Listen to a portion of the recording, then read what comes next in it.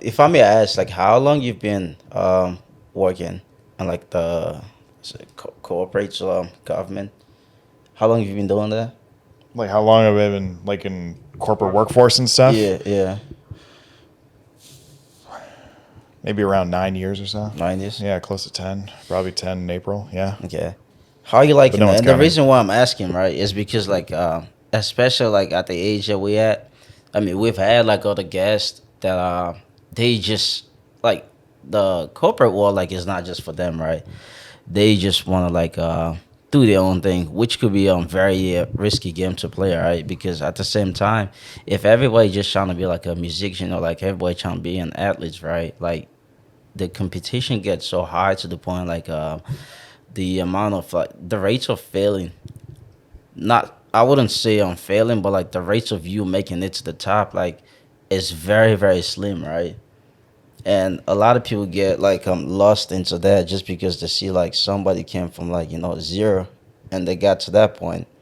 So the point like we have like a whole lot of young people now that just look at like regular job as like not like something attractive, but to me, I've always feel like it's necessary for you to like start from there because one, you get to develop professional skills, right?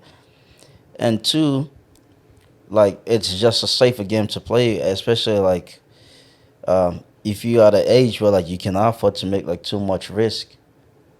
It may be like the best thing to do, but also just like I said, it gives you the opportunity for like you to make connections and also like make like income, like good amount of income from it, so that you can even like if you want to get to the point where like you like self-employed, right? It gives you the opportunity with the money that you make, the connection that you make, then you can easily transition to like something else, or like you can have like a regular corporate job, right? But at the same time, you can do like a side hustle with the same skill set that you do at your corporate job. Let's say, for example, like I'm a software developer, right? That's what I do at my job.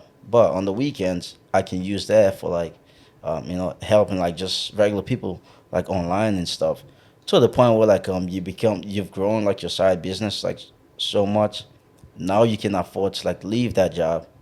So what is your stance into that? Like how do you intend to eventually um transition? Do you even plan of like doing that, or do you just see yourself just um, doing the thing that you do? No, that's a great question. But before I answer that, I want to say like your first part, as far as like kids like as soon as they graduate high school or any other institution or just anything, like grabbing a corporate job. I would say a corporate job is great, but also at the same time too, there are people out there where they have great skills or talent to where like they could do drama, they could do acting, they could do painting or whatever. So even having some experience in the corporate world may not even be the best. It may be great for communication and for like presenting yourself as a business, if you would, but I don't think it's necessarily the same thing. And I would say, like right now, the time of the recording, like there's so much going on with the tech layoffs. I mean, the tech sector was Yeah, like that's the scary. safest. It was the safest bet for like maybe 10 or 20 years to be in, because everyone's like, as soon as you're in there, you're going to be safe. There's not going to be any job. Like you're going to have job That's a security, good point. just like the Yeah. government. But like now, people are getting axed left and right, metaphorically, not literally, to Yeah. where we're seeing like people like are software developers or just like other coders or anything else like Right. that, and they're just now like trying to figure out like what other companies now hiring this. But like there are people out there like that are the big entertainers or not so big entertainers, people playing on Broadway, people playing in the movies. But and what's funny, we talked about this off camera, like where I don't watch too much like sports or anything, but I remember when I was on ESPN watching top 10 best fails or top 10 like greatest hits or whatever, it went on the Sports Center and they were talking about like LeBron being like the number one, but they're like, there has to be number twos in the world, there has to be number threes in the world Right. in order to get into that ranking system, right? So people, and I'm not trying to say you shouldn't strive to be number one, right? I mean, unless that's your desire. I think a lot of people, I would say like 99 is going to be like be the best in the world you want to be in, or be the best in the field, or just be very passionate what you're at and just be great as what you could be. And there's going to be people out there that love what they do. They may not be the exact greatest, but they're at least they're happy that they're doing it, and like they're the number 2s and number 3s.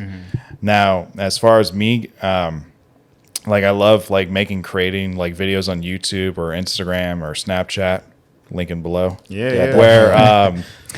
Where like I can be myself, or like I can share experiences, or like having like knowledge to kind of share and grow with others.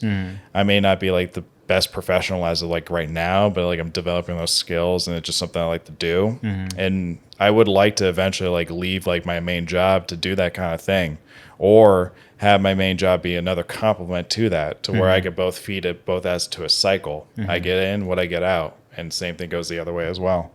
But that would just be my 2 cents as far as like, you know, if you're passionate of like your side project, you just got to go in and just do it, because no one's going to do it for you, right? Your parents may have raised you, but the thing is, like, once you get to that age where you're outside the door or whatever, you're on your own. Right. And the things that you want to do, you got to do it. Or you could pay someone to do it, right? But at the same time, you got to get that money. So again, for me, it's like that cycle. Like, if I want to do this, I got to be willing to do the work. I got to be willing to put in the money for it, the time, the effort, the energy. So that's my advice to like young kids out there that are watching this, that are like, I want to be the next Mr. Beast. I want to be like the next Beyonce. I want to be the next singer. Okay. Like, I hear you. I give you all the credit. I'm going to be following you. I'm going to make sure you're like putting yourself accountable. I may not be your coach, but I'll be someone that's like, you know, if you're going to say what we're going to do, you got to do it. You got to do it, right? Because like we probably know people out there that are just saying these things and never do it.